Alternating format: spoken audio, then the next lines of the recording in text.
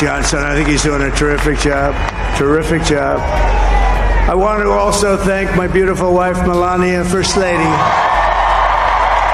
अमेरिकी राष्ट्रपति चुनाव को लेकर दुनिया की नजरें वहां पर हो रहे चुनाव पर लगी हुई हैं। हालांकि ट्रंप की जीत को लेकर अधिकतर विश्व एक मत है और लगभग उनकी जीत को पहले ही मान चुका है। हालांकि अभी भी कई राज्यों में मतगणना जारी है, लेकिन कहा जा रहा है कि डेमोक्रेट प्रत्याशी कमला हैरिस की हार पक्की है। रिपब्लिकन खेमे के प्रत्याशी और पूर्व राष्ट्रपति ट्रंप बहुमत के आंकड़े से बहुत आगे निकल चुके हैं। कहा तो यहाँ तक जा रहा है कि अमेरिका में डोनाल्ड ट्रंप की जीत का औपचारिक ऐलान भी हो चुका है। समाचार एजेंसी के मुताबिक अधिकांश मतगणना पूरी हो चुकी है और रिपब्लिकन पार्टी के प्रत्याशी ट्रंप को विजेता घोषित भी कर दिया गया है। उधर ब्रिटिश प्रधानमंत्री कीर स्टारमर ने भी डोनाल्ड ट्रंप को जीत के लिए बधाई दी है। भारतीय प्रधानमंत्री नरेंद्र मोदी के बाद कीर स्टारमर भी उन वैश्विक नेताओं में शामिल हो गए हैं जिन्होंने ट्रंप को जीत की बधाई दी है। उपराष्ट्रपति जगदीप धनखड़ आगामी 12 नवंबर को मध्य प्रदेश की धर्म नगरी उज्जैन दौरे पर होंगे। उपराष्ट्रपति यहां कालिदास समारोह के उद्घाटन कार्यक्रम में शिरकत करेंगे। कार्यक्रम से पहले वे महाकाल दर्शन के लिए महाकालेश्वर मंदिर जाएंगे। उपराष्ट्रपति के आगमन को लेकर आज उज्जैन कलेक्टर नीरज सिंह महाकाल मंदिर पहुंचे थे। इस दौरान उन्होंने व्यवस्थाओं का जायजा लिया और अधिकारियों को जरूरी दिशा निर्देश भी दिए। मध्य प्रदेश में उपचुनाव को लेकर जारी राजनीतिक सरगर्मियों में अब चुनावी तिथि नजदीक आते आते और भी गर्माता जा रहा है। ऐसे में केंद्रीय मंत्री शिवराज सिंह चौहान भी यहां पर एक्टिव मोड में दिखाई दे रहे हैं। इसी क्रम में आज विजयपुर विधानसभा क्षेत्र में भाजपा प्रत्याशी रामनिवास रावत के समर्थन में आयोजित जनसभा को वे अपना संबोधन दे रहे थे। इस दौरान उन्होंने एक बार फिर दोहराया कि स्वयं सहायता समूह से जुड़ी मेरी बहन की आमदनी प्रतिमाह 10,000 रुपए हो, इसके लिए हम दृढ़ संकल्पित हैं। मैं मूल मंत्र बता रहा हूँ चुनाव काय के लिए। एक तो विकास के लिए, सड़कें, पुल पुलिया, बिजली का इंतजाम, सोलर पावर, सीता प्रोजेक्ट, सिंचाई की योजनाएं, खेती को बेहतर करना, रोजगार देना, ये सब करना है। और ये सब करना तो कौन करेगा? कांग्रेस करेगी क्या? भाषण दिलावे जाते को भाषण दे देते रहते, गाली देते रहते, नरा क्या उनके पास? अरे उनके तो नेता ही मल्लिकार्जुन खड़गे, उनकी सरकारों ने कोई गारंटी पूरी नहीं की। जो गारंटियां दी थी, हिमाचल में गारंटी फेल, कर्नाटक में गारंटी फेल, तो खड़गे साहब बोले ऐसे मत बोला करो यार, कर ही नहीं पाते। तो कांग्रेस तो फुस्सी बम निकल गई, फुस्सी बम फूटा ही नहीं ले गए, गारंटी भी फेल हो गई उनकी, कोई गारंटी जल्दी नहीं है। मोदी जी खरे सिक्के हैं, जो कहते हैं वो करके दिखाते हैं। भारतीय जनता पार्टी करके दिखाती है। वहीं मध्य प्रदेश के प्रदेश अध्यक्ष वी.डी. शर्मा ने कहा, दोनों उपचुनाव को लेकर जनता के बीच उत्साह दिखाई दे रहा है। विजयपुर और बुधनी विधानसभाओं में जो उपचुनाव हैं, उसमें भाजपा के विकास पर जनता मुहर लगाने वाली है। ऐतिहासिक बहुमत से भाजपा दोनों सीटों पर चुनाव जीतेगी। देखिए, बुधनी और विजयपुर विधानसभा के जो उपचुनाव हैं, दोनों उपचुनावों का आज जो उत्साह और उमंग, जनता का जो आशीर्वाद दिखाई देता है, ये विजय का इतिहास दोनों विधानसभाओं में भारतीय जनता पार्टी बनाएगी। ये जो चुनाव है, चाहे बुधनी का या विजयपुर का है, विकास जो भारतीय जनता पार्टी ने किया है, उस विकास पर जनता मुहर लगाने वाली है।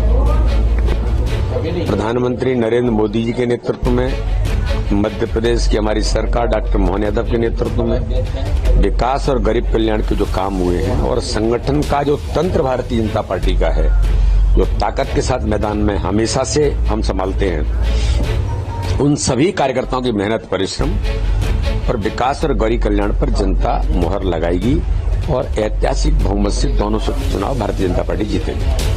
प्रदेश की राजधानी भोपाल में प्रवर्तन निदेशालय यानी ईडी ने वित्तीय अनियमितताओं की शिकायत पर कार्रवाई करते हुए प्रमुख चार्टर्ड अकाउंटेंट बीसी जैन के ठिकानों पर आज छापा मारा। ईडी की टीम सुबह 6 बजे उनके अरेरा कॉलोनी स्थित निवास पर पहुंची और छानबीन शुरू की। सूत्रों के मुताबिक ईडी ने बीसी जैन के अन्य ठिकानों पर भी छापेमारी की है। हालांकि फिलहाल ईडी की ओर से इस छापेमारी को लेकर कोई आधिकारिक बयान जारी नहीं किया गया है। बता दें, बीसी जैन मध्य प्रदेश के प्रमुख चार्टर्ड अकाउंटेंट में से एक हैं और उनकी फर्म बड़े कारोबारियों और उद्योगपतियों के लिए वित्तीय सेवाएं प्रदान करती है। जैन की फर्म द्वारा प्रतिबंध किए जाने वाले मामलों में बड़े वित्तीय लेन देन और उद्योगों से जुड़ी फाइलें शामिल हैं, जो इस कार्रवाई को गंभीर बनाती हैं।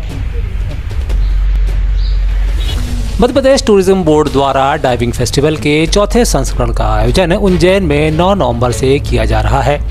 उज्जैन में 3 माह के लिए पर्यटकों को 10,000 फीट की ऊंचाई से छलांग लगाकर महाकाल की नगरी को देखने का रोमांचकारी अनुभव मिल सकेगा।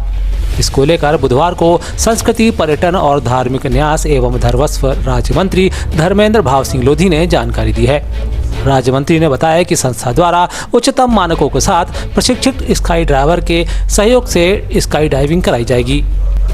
बड़ी प्रसन्नता का विषय है कि स्काई डाइविंग का जो एडवेंचर टूरिज्म के अंतर्गत उज्जैन में 3 महीने का ये कार्यक्रम आयोजित कर रहे हैं, जो 9 नवंबर से लेके 9 फरवरी तक ये आयोजित होगा। और इसमें लगभग 1000 ऐसा लक्ष्य रखा है कि 1000 स्काई डाइविंग का लक्ष्य भी रखा गया है। तो ये अच्छी पहल है और उज्जैन को इसलिए चुना गया कि उज्जैन में सबसे ज़्यादा फुटफॉल है। पूरे देश और विश्व के लोग उज्जैन में महाकाल बाबा के दर्शन करने आते हैं। तो मुझे लगता है कि स्काई डाइविंग का ये जो फेस्टिवल अपन 3 महीने के लिए मना रहे हैं, अपने आप में बहुत सफल होगा। और आने वाले समय में इसकी सफलता के बाद प्रदेश में और भी स्थानों पर जैसे 4-5 एक चौथा स्काई डाइविंग का कार्यक्रम है, तो इसको और भी आगे प्रोत्साहित करने का काम सरकार के द्वारा किया जाएगा। मध्य प्रदेश के आगरमालवा में शहीद बद्रीलाल यादव का पार्थिव शरीर उनके पैतृक गांव नरवल लाया गया। शहीद को नमन करने के लिए इस दौरान भारी संख्या में जन सैलाब उमड़ पड़ा। इस दौरान शव वाहन पर लोगों ने फूल बरसाकर उन्हें श्रद्धांजलि दी। उल्लेखनीय है कि 63 राष्ट्रीय राइफल्स बटालियन के CFN बद्रीलाल यादव पिता स्वर्गीय हीरालाल यादव 4 नवंबर को राजौरी जम्मू कश्मीर के एक सड़क दुर्घटना में शहीद हुए थे। शहीद बद्रीलाल यादव के परिवार में उनकी माता रुखमाबाई यादव, पत्नी निषाद यादव और पुत्र पीयूष यादव और राजवीर यादव हैं। देश में DAP खाद की किल्लत किसानों के लिए परेशानी बनती जा रही है। खाद न मिलने से फसलों की बुआई नहीं हो पा रही है, जिसकी वजह से किसानों का आक्रोश बढ़ता ही जा रहा है। सुबह 3 बजे से खरीदी केंद्र के बाहर लाइन लगाने के बाद भी किसानों को खाद नहीं मिलना ये आक्रोश का कारण है। कुछ दिन पहले ही जबलपुर में 2780 मीट्रिक टन DAP पहुंचा था। ऐसे में खाद की शॉर्टेज होने से कालाबाजारी होने की आशंका भी जताई जा रही है। खाद की किल्लत को लेकर किसानों का कहना है कि जो खाद सरकारी खरीदी केंद्रों पर मिलनी चाहिए, वही खाद निजी व्यापारियों के यहाँ मिल रही है। निजी व्यापारी मौके का फायदा उठाकर 1350 रुपये की खाद की बोरी 1800 से 2000 रुपये में बेच रहे हैं। घंटों लाइन में लगने के बाद भी बमुश्किल कुछ किसानों को 3 से 4 बोरी खाद ही मिल पा रही है, लेकिन कुछ किसानों को खाद की कमी के चलते खाली हाथ ही लौटना पड़ रहा है। दक्षिण भारत यात्रा के लिए IRTC द्वारा भारत गौरव ट्रेन चलाई जा रही है। इस यात्रा की शुरुआत इंदौर से 16 दिसंबर से होगी। यह ट्रेन दक्षिण दर्शन के तहत तिरुपति, रामेश्वरम, मदुरई, कन्याकुमारी एवं त्रिवेंद्रम के दर्शन कराएगी। इस तरह टूर पैकेज की शुरुआत इंदौर से होगी। इस स्पेशल ट्रेन में सफर करने वाले यात्री इंदौर के बाद देवास, उज्जैन, शुजालपुर, सीहोर, संत हृदयराम नगर, रानी कमलावती, इटारसी, बैतूल और नागपुर स्टेशनों से बोर्डिंग डिबोर्डिंग कर सकेंगे। पर्यटक गौरव ट्रेन के नाम से ये ट्रेन है। इसमें क्या है कि मेजर इंदौर, उज्जैन, देवास, शुजालपुर और भोपाल होते हुए ये ट्रेन यात्रियों को लेकर निकलेगी। इसके अलावा ये जो ट्रेन है पूरी तरह से 9 रातें और 10 दिन के लिए रहेगी। इसमें जो भी फैसिलिटीज है मतलब LHB कोच से युक्त ट्रेन है। और दूसरी जो फैसिलिटी की बात की जाए तो इसमें जो बसें, ट्रांसपोर्ट, होटल, इसका सारे का जो वहन है IRCTC द्वारा किया जाएगा। और ये पूरी तरह से दक्षिण भारत का दर्शन कराएगी। इसमें तिरुपति, मदुरई, कन्याकुमारी और जो भी साउथ के पर्यटक स्थल है इनका यात्रा दर्शन कराएगी।